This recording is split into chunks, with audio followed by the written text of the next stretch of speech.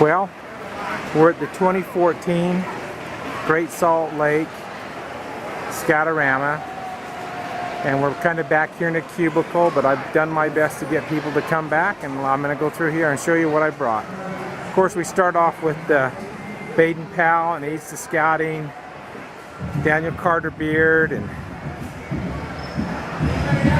Seaton and all his stuff, and of course Scouting for Boys, the handbook, Women's Home Companion, Ladies Home Journal, and then the first editions of the various things. Of course, the Birch Bark Roll, which is probably one of the rarest books I really have, actually. First edition of Scouting for Boys. Then we have the official handbook, first edition, along with signaling and cameras. I just recently got a new camera. That's pretty rare. It didn't cost very much. I was thrilled to get that one. Of course, the first edition of the Boy Scout handbook. And then down here I have all the different variations of the camping manual. Down here we have one of the old flags with the triangles at the bottom. We have Woodcraft Indians. We have a lot of the Mackenzie statues. Right here we have the 5 required handbooks that were supposed to be used by scout leaders who were going to Wood Badge. Then we have some of the magazines and things, the games, music, sheet music that fits really good in a picture frame. Again, some more games, the Boy Scout Game of Progress, Lotto. Then we have the Lone Scouts, created by William D. Boyce, and the real Boy Scout Boyce magazine, the Lone Scout. We have Boy's Life, through the 100 years of Boy's life. We have the Gilcraft books, which are fairly rare. They predate the Boy Scout Service Library books. Of course, the Order of the Arrow. Then we have the 2010 badges. Then we have our Cub Scout display. We have a number of Cub Scout items. The Converse shoes. A lot of things are made out of plastic. Of course, there's my picture. That's the only thing I have from scouting of me. And again, lots of different trinkets of Cub Scouts. The boys really like to touch these and handle these. And then I have all the badges over the years of the Cub Scouts. And we have quite a unique little bookcase down there. Bookends of the Cub Scout. The marionette doll. And then we have the Cub Scout rink insignia here. Then of course we have the LDS area, the 100th anniversary. We have a number of items, the Vanguard Trail, the different church magazines, and then a number of the church leadership insignia, and of course the Duty to God Award items. Then over here, we'll start over here. Here's an old flag I got a couple weeks ago. That's kind of a fun old flag. And then we'll go through here. This is just kind of the miscellaneous handbooks I have, the Order of the Arrow handbooks. Then our senior scouting. We have the various things on senior scouting, Explorer Scouts, Forestry Scouts, and Sea Scouts. Then we have our service library, a number of books for the service library from the 30s.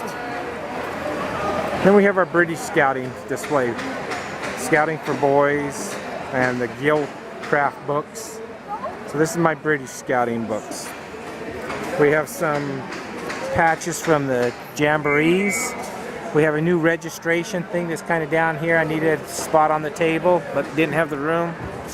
We have the Jamboree neckerchiefs here. Then we have, of course, the Scouting handbooks, Handbook for Boys, and the field books and the LaFax books.